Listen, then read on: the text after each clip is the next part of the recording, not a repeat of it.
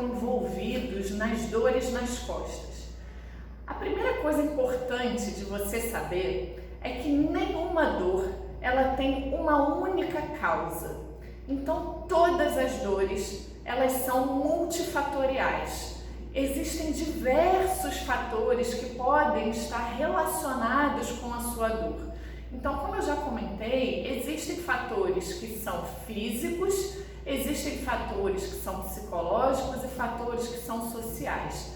E todos esses fatores precisam ser considerados quando a gente está avaliando uma dor.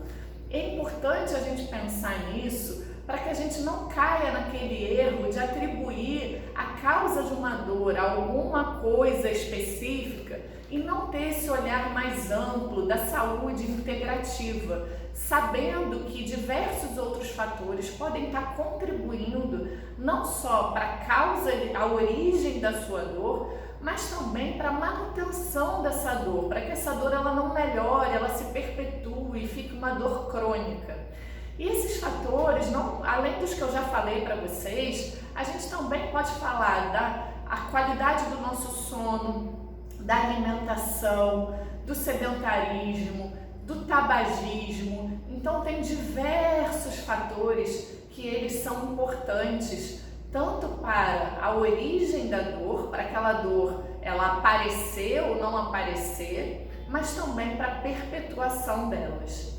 Mas vamos lá, vamos entender quais são as principais causas de dor nas costas e a gente vai pensar nisso, falando um pouquinho sobre os tipos de dor. O primeiro tipo de dor é o que a gente chama de dor neuropática. A dor neuropática é sempre que a dor ela está relacionada com algum dano no nervo do nosso corpo. O mais comum que vocês, certamente, todos vocês já devem ter ouvido falar, é a dor ciática. Então, quando a gente tem uma dor no nervo ciático, isso é uma dor neuropática. Então, está acontecendo ali alguma compressão nesse nervo e esse dano no nervo é o que está sendo ali o estímulo de ameaça que faz com que o nosso cérebro mande um sinal de proteção, que é a dor. Então a dor, ela na verdade é uma resposta do nosso cérebro para garantir a integridade do nosso corpo. Então quando esse nervo está sendo comprimido, ele manda um sinal de ameaça para o nosso cérebro e o cérebro ele responde com um sinal de proteção, que é a dor.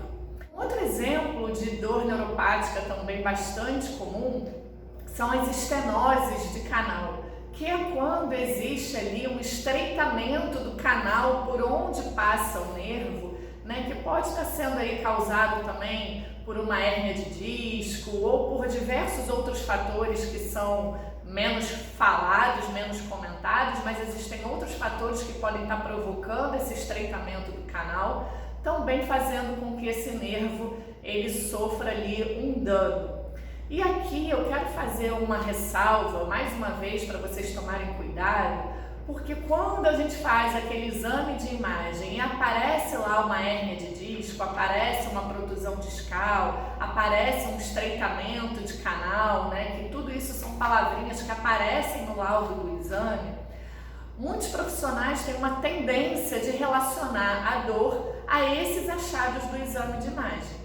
Mas vocês já sabem que vai ser importante ser feita uma avaliação criteriosa com outros exames físicos que são feitos no consultório para que o profissional ele possa relacionar esses achados do exame de imagem com a queixa de dor que você está trazendo e também com o resultado desses exames físicos.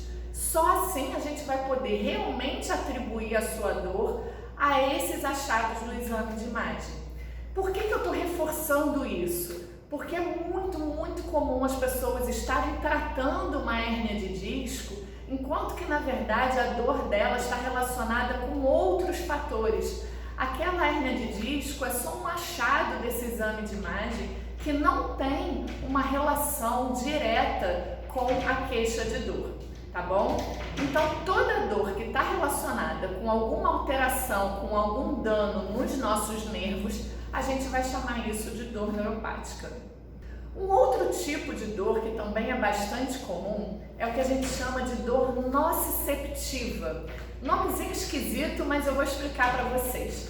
A dor nociceptiva é sempre que a dor está relacionada com algum dano nos tecidos do nosso corpo que não são nervos. Então, os músculos, as articulações, os tendões, os ligamentos. Então, sempre que a dor vier de algum dano nessas estruturas, a gente chama isso de dor nociceptiva. Vamos pensar nas dores nas costas.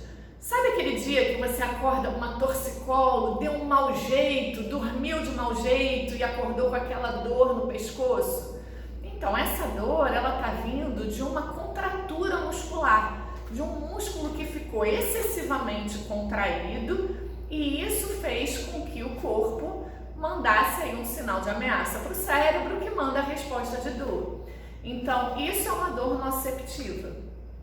Uma outra dor nociceptiva, que também é muito comum a gente encontrar aqui no consultório, que está muito relacionado com o nosso estilo de vida, é aquelas pessoas que têm dor nas costas porque elas ficam muito tempo na postura sentada. Então a gente tem aí diversos estudos mostrando que a manutenção da postura sustentada, essa postura sentada, prolongada por muitas horas, ela está muito relacionada com queixas na lombar. E vamos pensar um pouquinho por que isso pode estar acontecendo? Mari, por que ficar sentada faz a dor nas costas aparecer? Estou relaxada, estou sentada, não era para ter dor nas costas. Não é bem assim. Quando a gente está sentado, mesmo que a gente esteja relativamente relaxado, os nossos músculos eles estão trabalhando para sustentar aquela postura. E aí, quando esses músculos eles ficam trabalhando por um período muito prolongado, sem que você dê nenhum outro estímulo de mudança dessa posição, de mudança dessa contração muscular, isso faz com que esse músculo ele entre em fadiga. E quando ele entra em fadiga, ele libera um monte de substâncias que não são inflamatórias, mas que são substâncias tóxicas que irritam os tecidos do nosso corpo e fazem com que isso também seja um sinal de ameaça, produzindo dor. Para isso ficar mais claro para vocês, eu peguei aqui um copinho d'água. Imagina um copinho aqui de 150 ml, super leve, e eu não estou fazendo muito esforço para manter esse copo aqui, nessa posição, segurar esse copo aqui nessa posição. Agora, imagina eu ficando aqui uma hora segurando esse copo nessa posição. Chega uma hora que o braço começa a dar uma cansadinha, né? Agora imagina 2 horas, 3 horas, 8 horas, 10 horas, que é o que algumas pessoas ficam sentadas trabalhando, 10 horas seguidas segurando esse copo aqui. Chega uma hora que esses músculos todos aqui, eles começam a queimar, eles começam a entrar em fadiga, o braço vai ficando pesado, vai causando aí muita dor nas costas. Isso é o que acontece lá na sua coluna lombar. Só que você não percebe, porque não é você segurando o copo. São os seus músculos lá trabalhando para manter a sua postura sentada, para manter a sua postura sustentada. Então é a mesma coisa. Então por isso que a gente fala tanto que é importante não ficar muitas horas na mesma posição, que é importante variar as posturas ao longo do dia. É para evitar esse tipo de fadiga e evitar que você tenha dor nas costas por causa desse tipo de dor, tá bom? Agora vamos falar do terceiro tipo de dor, que é uma das dores mais incompreendidas, e a gente tem muitas queixas de dor nas costas que estão associadas a esse tipo de dor, que é o que a gente chama de dor nociplástica. A dor nociplástica é uma dor de causa inespecífica. Então, sempre que a gente encontra uma dor e que a gente não consegue atribuir essa dor a um dano no nervo ou a um dano em qualquer estrutura do nosso corpo, como a dor neuropática e a dor nociceptiva, a gente vai chamar essa dor de dor nociplástica. E o que os estudos estão mostrando pra gente é que essa dor ela pode estar relacionada com algumas alterações do nosso sistema nervoso central, lá das coisas que acontecem no nosso cérebro. Então são alterações estruturais ou até mesmo alterações funcionais na forma como esse cérebro funciona, que faz com que a gente sinta dor. Então, falando de uma forma simplista, é como se desse assim, um curto-circuito lá no seu cérebro, e aí essas alterações fazem com que o cérebro interprete coisas que não deveriam ser ameaçadoras, ele começa a interpretar como ameaçadoras, fazendo com que você sinta dor, mesmo sem ter nenhuma lesão, mesmo sem ter nenhuma alteração estrutural.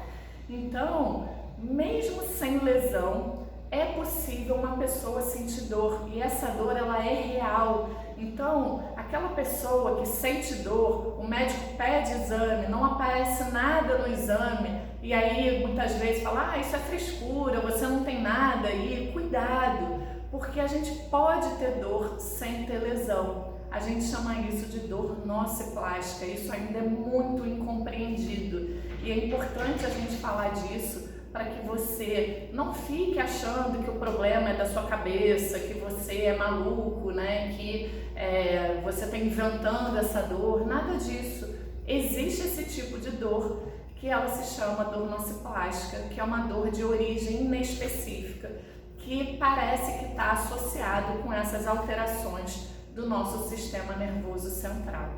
E mais uma vez, é muito importante a gente entender tudo isso, porque o tratamento ele vai ser diferente para cada um desses tipos de dor. Então, fazer uma análise criteriosa, uma avaliação criteriosa, para que a gente possa identificar quais são os reais fatores que estão associados com a sua dor, vai ser determinante para a gente fazer um planejamento terapêutico resolutivo, eficaz para a sua dor. Isso também é um motivo pelo qual aquela solução que resolveu a dor do seu colega pode ser que não resolva a sua dor. São muitos tipos de dor, são muitos fatores que podem estar relacionados com a sua dor. E o tratamento ele precisa ser individualizado. Então vamos agora falar do tratamento, que eu tenho